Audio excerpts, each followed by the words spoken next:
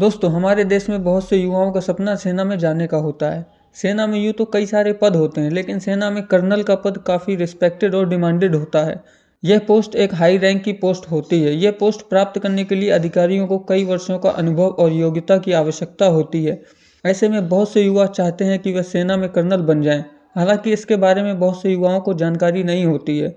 आज के इस वीडियो में हम लोग इसी के बारे में आपको बताने वाले हैं कि आप किस एग्ज़ाम के थ्रू कर्नल बन सकते हैं और इसके लिए आपके पास क्या एलिजिबिलिटी होनी चाहिए और इसका क्या प्रोसेस होता है। तो चलिए आज के इस वीडियो में हम आपको ये सारी जानकारी देने वाले हैं।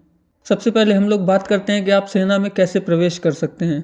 सबसे पहले दोस्तों, आपको सेना में प्रवेश करना होगा। इसके लिए आपको राष्ट्रीय रक्षा अकादमी यानी एनडीए या फिर भारतीय सैन्य अकादमी यानी आईएमए में प्रवेश परीक्षा पास करनी होगी। एनडीए में प्रवेश परीक्षा के लिए 12वीं पास होना आवश्यक है, जबकि आईएमए में प्रवेश के लिए ग्रेजुएशन की डिग्री होना आवश्यक है।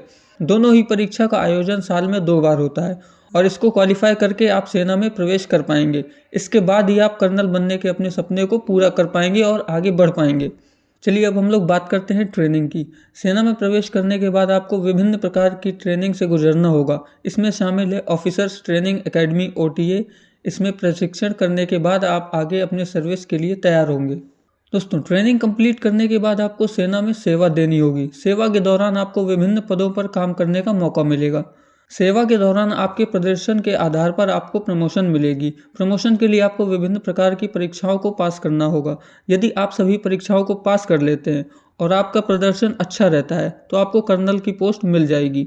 कर्नल की पोस्ट प्राप्त करने के लिए आपको कम से कम 15 से 20 वर्षों की सेवा करनी होगी। इसके बाद ही आप प्रमोशन के साथ आप कर्नल बन पाएंगे।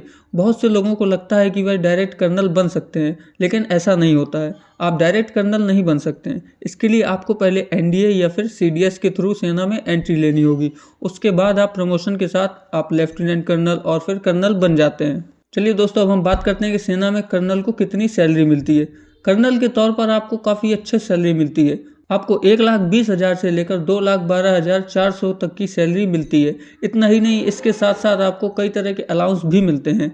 चलिए अब हम लोग बात करते हैं सेना में कर्नल बनने के लिए क्या योग्यताएं होनी चाहिए। जैसे कि हमने आपको पहले बताया कि सेना में एंट्री करने के लिए आपको सबसे पहले एनडीए या फिर सीडीएस के थ्रू एंट्री करना होता है और इसमें एंट्री करने के लिए आपके पास कुछ आवश्यक योग्यता होनी चाहिए। आइए इसको हम लोग जानते हैं। सबसे पहले बात करते हैं एनडीए की। एनडीए में प्रवेश करने के लिए आपको कम से कम 12वीं पढ़ा हुआ होना चाहिए। और दोस्तों, 12वीं में आपके पास फिजिक्स, केमिस्ट्री और मैथ सब्जेक्ट होना कंपलसरी है। बात करें अगर एज लिमिट की, तो आपकी उम्र 16.5 से 19.5 वर्ष के बीच होनी चाहिए। चलिए बात करते हैं सीडीएस की। सीडीएस के लिए आपको कम से कम ग्रेजुएशन कंप्लीट किया हुआ होना चाहिए। और वहीं एज लिमिट की बात करें तो ये अलग अलग पोस्ट के लिए अलग अलग होती है और यह 18 से 24 वर्ष के बीच होती है। दोनों ही परीक्षाओं को पास करने के बाद आपको काफ़ी मुश्किल और लंबे चलने वाले इंटरव्यू के लिए बुलाया जाता है, जिसे एसएसबी नाम से जाना जाता है। इसको पास करने के बाद ही आप सेना में एंट्री कर पाएंगे। चलिए अब हम आपको बताते हैं कि सेना में कर्नल बनने के क्या क्या फ़ायदे हैं। जैसा कि आप जानते ही होंगे कि सेना में कर्नल का एक काफ़ी ऊंचा पद होता है। ऐसे में सेना में कर्नल बनने के कई सारे बेनिफिट्स हैं, जैसे कि हाई सैलरी, रिस्पेक्टेड करियर, देश की सेवा का अवसर, विदेश यात्रा का मौका, अच्छी सुविधाएं, अलाउंस इत्यादि। दोस्तों, सेना में कर्नल बनना एक काफ़ी मुश्किल काम है, लेकिन एक ये बेहतरीन करियर भी है। यदि आप देश सेवा के लिए जाना चाहते हैं और एक अच्छा करियर बनाना चाहते हैं और आपके पास आवश्यक योग्यताएं भी हैं, तो आप सेना में कर्नल बन के अपने सपने को पूरा कर सकते हैं और आगे बढ़ सकते हैं। दोस्तों, अगर आपको वीडियो से रिलेटेड कोई भी जानकारी चाहिए तो आप हमें कमेंट करके पूछ सकते हैं। और वीडियो पसंद आई हो तो इसे लाइक करें और अपने दोस्तों के साथ शेयर करें। और अगर आप चैनल पर पहली बार आए हैं तो चैनल को सब्सक्राइब करें और बेल आइकन को ऑन कर लें। फिर मिलते हैं आपसे किसी नए वीडियो में किसी नए टॉपिक के साथ। तब तक के लिए जय हिंद।